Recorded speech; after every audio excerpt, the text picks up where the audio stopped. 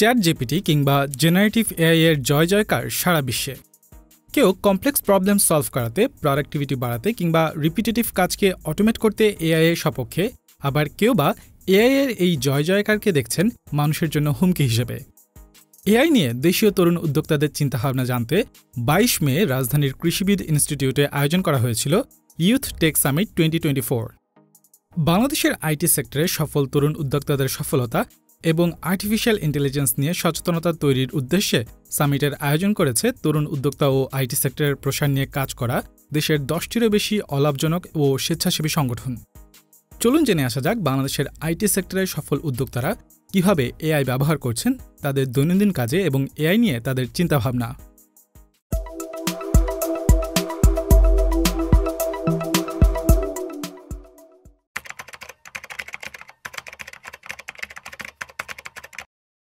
অনেক সময় আমরা মনে করি কি যে নতুন টেকনোলজি আসা মানেই হচ্ছে কি অনেকে হয়তো জব হারাবে। ইন এ ওয়ে ব্যাপারটাকে এইভাবে আমরা দেখতে চাই না যে জব হারাবে, ব্যাপারটাকে এইভাবে দেখি যে নতুন নতুন অপরচুনিটিস তৈরি হবে রাদার দ্যান জব হারাবার থেকে। আমার এখানে আসলে পয়েন্টটা হলো যে আমরা যতই জিপিটি ইউজ করি, যতই হচ্ছে যে আপনার অটোমেট করি, বাট স্টিল মানুষ এই জায়গাটার মধ্যে হচ্ছে যে একটু হিউম্যান টাচ হচ্ছে যে প্রিফার করে, স্পেশালি যদি সেটা হয় কন্টেন্ট ক্রিয়েশন, ভিডিও মেকিং বা এনিথিং ক্রিয়েটিভ রিলেটেড কোনো কিছু হয়। আমরা যারা ইউটিউব বা হচ্ছে সোশ্যাল মিডিয়া বা কন্টেন্ট ক্রিয়েটর রিলেটেড কাজ করি, আমরা স্টিল জানেন যে আমরা ইভেন গভর্নমেন্ট যে 10% আইসিটির উপর ইনসেন্টিভ প্রোভাইড করে, আমরা সেই ইনসেন্টিভটাও পাই না। আমাদের এই সেক্টরে হচ্ছে যে ইভেন আলাদা করে হচ্ছে যে আমাদের বেসিসেও হচ্ছে যে কোনো পজিশন বা ডিরেক্টরকে হচ্ছে অ্যাসাইন করা হয় না। সেখানে মাশরুফ ভাই সহ অন্যান্য আরো অনেকে আছেন।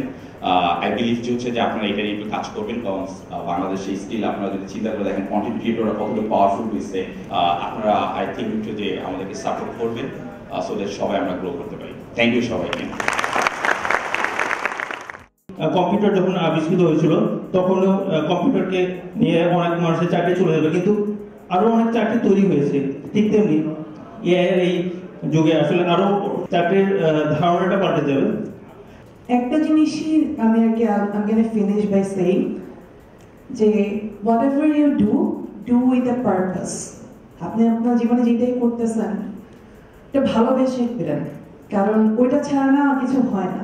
বাংলাদেশের পরিপ্রেক্ষিতে যদি চিন্তা করেন, আমরা যে বলি ডিজিটালাইজেশন, আমরা যে বলি যে ইন্টারনেট পেনিট্রেশন, আসলে ওই জিনিসগুলো ইজ ভেরি ইম্পর্টেন্ট। কারণ আমাদের যে 64 ডিস্ট্রিক্টসের লার্নার্স আছে যারা স্মার্টফোন দিয়ে এটা ব্যবহার করতেছে, এটাই একটা বড় জিনিস। What are we in the business of actually? So আমি যেটা শিখছি 5 বছর, আসলে আমি যে প্রবলেমটা সলভ করছি is the problem of helping people to dream. I don't know কেন ফার্মারদেরকে কমার্শিয়ালি ইম্পর্টেন্ট পারসন বলে রেকগনাইজ করা হয় না, because they are feeding us, they are equally important.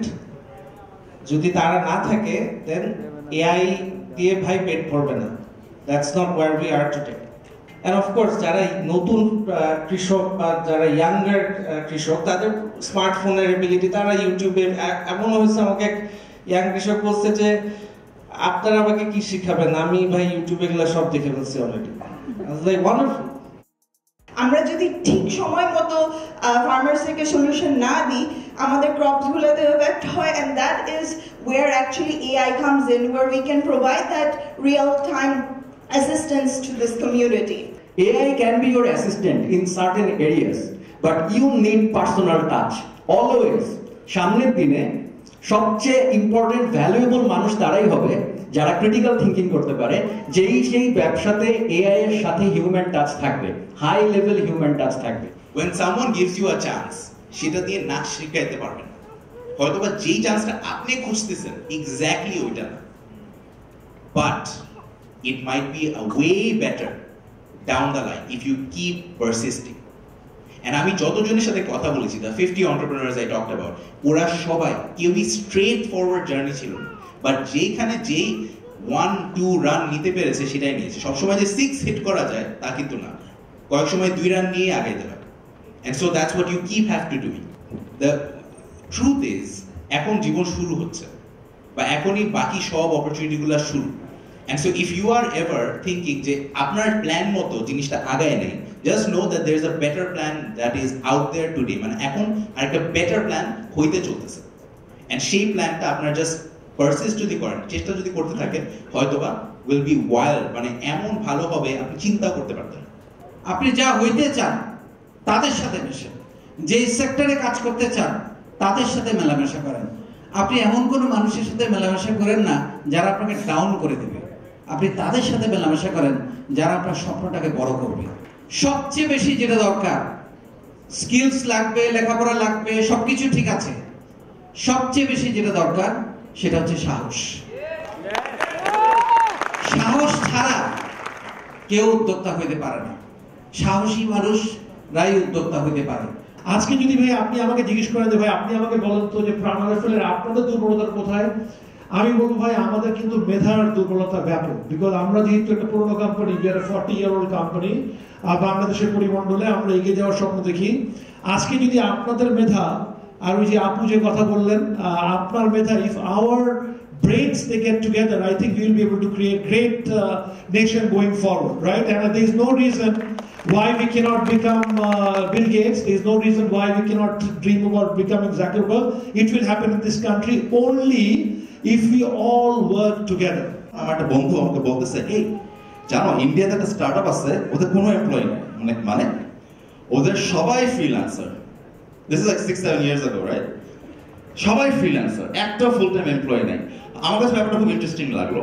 আজকে এমনও কোম্পানি হবে যেখানে কোনো এমপ্লয়িও নাই, ফ্রিল্যান্সারও নাই, জাস্ট একজন সোলো ফাউন্ডার এন্ড অনেক ধরনের এআই টুলস।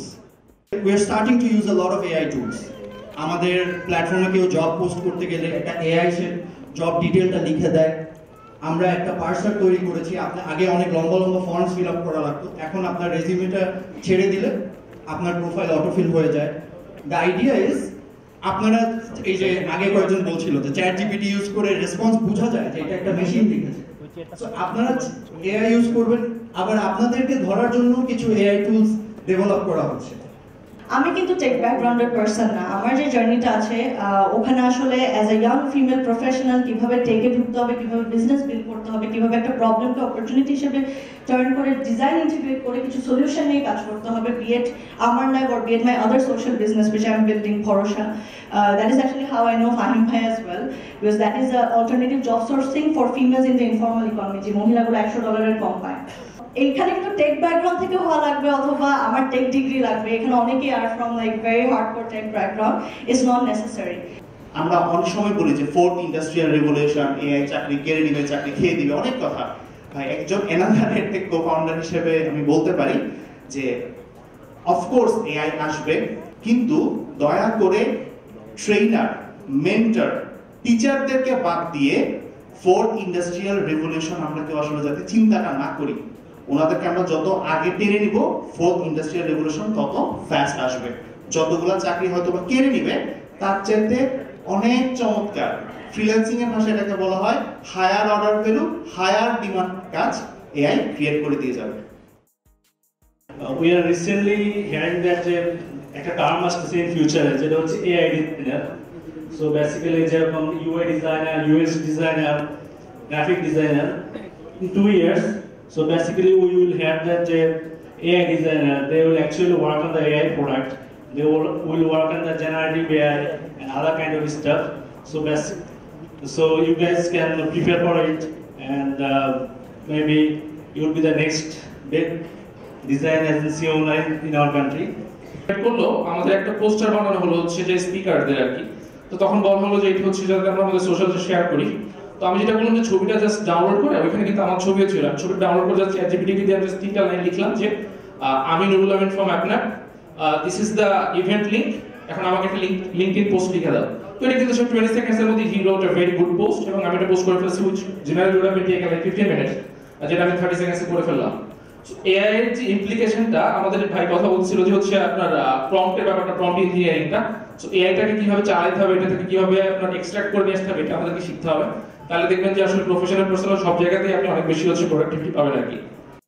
বাংলাদেশের যে বিভিন্ন রিমোট এরিয়া, এখানে ধরেন হাজার হাজার যে প্রাইমারি স্কুল, গভর্নমেন্টের কিংবা আরো বিভিন্ন ধরনের প্রতিষ্ঠান, এইগুলো থেকে আপনি ডেটা নিয়ে আসবেন সেন্ট্রালি একটা জায়গায় যেখানে ইলেকট্রিসিটি নাই, যেখানে ইন্টারনেট নাই, যেখানে এক্সপার্ট কোনো আইটি পার্সন নাই। সো এরকম রিমোট এরিয়া থেকে আমি যখন পিপল আইডেন্টিফিকেশন সেন্ট্রালি গভর্নমেন্টের জন্য অ্যাভেলেবল করে দিলাম, এটা একটা বিগ মার্কেট ফিট হিসেবে দাঁড়ায় আর কি। তো এটা পরবর্তীতে দেখা যায় যে বিভিন্ন ইন্ডাস্ট্রিতে তাদের ডিস্ট্রিবিউটেড নেটওয়ার্ক, তাদের অফিস ওয়্যারহাউস সেখান থেকেও ডেটা আনতে পারে, এটা রোহিঙ্গা ক্যাম্প থেকেও ডেটা আনতে পারে, এটা জাহাজ থেকে আনতে পারে। আমি বাঙালি, আমাকে একজন বাঙালিকে টানতে হবে। আমি একটা ভালো কোম্পানিতে জব করতেছি, যদি এই কোম্পানিতে কোনো আরেকজন বাঙালিকে টেনে আমি আনতে পারি, আমি আনার সুযোগ করে দিব। যতজন এনআরবিকে আমি চিনি সকলকে রিকোয়েস্ট করি, ভাইয়া আপনি যে বিদেশি কোম্পানিতে আছেন তারা কোনো না কোনো টেক তো ইউজ করে, সো ওই বিদেশি কোম্পানিদের ভেন্ডরদেরকে সার্ভিস না দিয়ে কেন আপনারা বাংলাদেশি টেক কোম্পানিকে এই ভেন্ডর আকারে আপনাদের কন্ট্রাক্টগুলো দিচ্ছেন না? যারা আসলে জবের জন্য অ্যাপ্লাই করতেছে তাদের মধ্যে 95% of the people they don't have a proper CV. So এই প্রবলেমটা সলভ করার জন্য আমরা এআই এর মাধ্যমে একটা অটোমেটেড সিভি ক্রিয়েটর বিল্ড করি। আমরা সবসময় যেটা করি যে শর্টকাটে কিভাবে সামনের দিকে আগানো যায় সেটা যদি না করে আমরা যদি এই কাজটা করার চেষ্টা করি যে আইদার আমি ওয়েব ডিজাইন শিখি, গ্রাফিক্স ডিজাইন শিখি অথবা ইউআই ইউএক্স শিখি, যেটাই শিখি টানা 6 মাস মিনিমাম একটা জিনিসের পিছনে টাইম দেওয়া উচিত, এন্ড দেন সেটা যদি কাজ না করে দেন আরেকটা জিনিসে যাওয়া উচিত। কিন্তু আমি যদি চেষ্টা করি যে মোটামুটি এই লম্বা সময় ধরে 1 মাসের মধ্যে আমি 6টা জিনিস শিখবো, তাহলে আসলে 6টা জিনিস শেখা আলটিমেটলি পসিবল না। একজন লোকের জীবন যদি বদলাইতে পারো, সেটার জন্য যদি একটা প্রোডাক্ট বানাইতে পারো, সেটার জন্য যদি একটা সার্ভিস জেনারেট করতে পারো, দ্যাট উইল বি ফ্যান্টাস্টিক। আমাদের টেকনোলজিতে 15 বছর পর পর একটা বিপ্লব হয়। এই 92-93 সালে ইন্টারনেট হইলো, আমরা ধরতে পারলাম না। 7 সালে আইসা আইফোন হইলো, আমরা ধরতে পারলাম না। এই 2022 সালে 30শে নভেম্বর এই চ্যাট জিপিটি দিয়ে এআই বিপ্লব শুরু হয়েছে। এখন এটা কি আমরা ধরতে পারবো? এটা যদি আমরা ধরতে চাই তাহলে আমাদেরকে অনেক কথা বলে পড়তে হবে প্রচুর। গভর্নমেন্টের কাছে টাকা আছে, প্রজেক্ট আছে, রিসোর্স আছে, বাট একটা স্ট্র্যাটেজি 17 সালে যেটা ছিল 1700 খ্রিস্টাব্দে আর কি, সেটা হচ্ছে যে ওয়ান সাইজ ফিটস অল। এখন 2024 সালে এসে ওয়ান সাইজ ফিটস অল, একই কারিকুলাম যদি আমি এখানে বলি সবার জন্য, কেউ শিখতে পারবে কেউ শিখতে পারবে না। সো আমার মনে হয় ওয়ান সাইজ ফিটস অল থেকে বেরিয়ে আসতে হবে।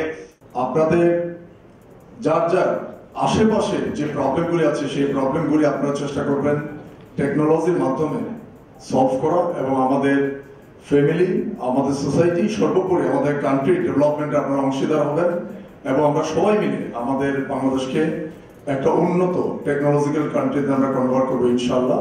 ভ্যাট ট্যাক্স নিয়ে কথা বলছে, আমি যখন চ্যাট জিপিটির সাবস্ক্রিপশন কিনি $20, আমাকে কিন্তু অ্যাডিশনাল ভ্যাট এবং ট্যাক্স দিতে হয়। হয়তো আমার আর্নিং এটা আমার গায়ে লাগছে না, কিন্তু আমি মনে করি এই ছোট ছোট লার্নিং টুলগুলোর ভ্যাট ট্যাক্স থাকা উচিত না। আমরা এআই ইনোভেশনে গ্লোবাল লিডার হতে হবে এমন কোনো কথা নেই, বাট এআই ইউজ কেসে আমরা গ্লোবাল লিডার হতে চাই, এবং বাংলাদেশকে আমরা গ্লোবাল এআই ইউজ কেসের ক্যাপিটাল বা রাজধানী হিসেবে প্রতিষ্ঠিত করতে চাই। যে আমি যদি শুধুমাত্র এআই বলি এটা হিউম্যান লাইক হবে না, এটা মানুষজন পছন্দ করবে না, it will feel robotic. So এই এআই এর যুগে মানুষজন কিন্তু স্টিল হিউম্যান টাচ চায়, মানুষজন গল্প শুনতে চায়। আমরা এআই কে ইউজ করে ব্যবসা করতে পারি, that is our target, that should be our target in Bangladesh.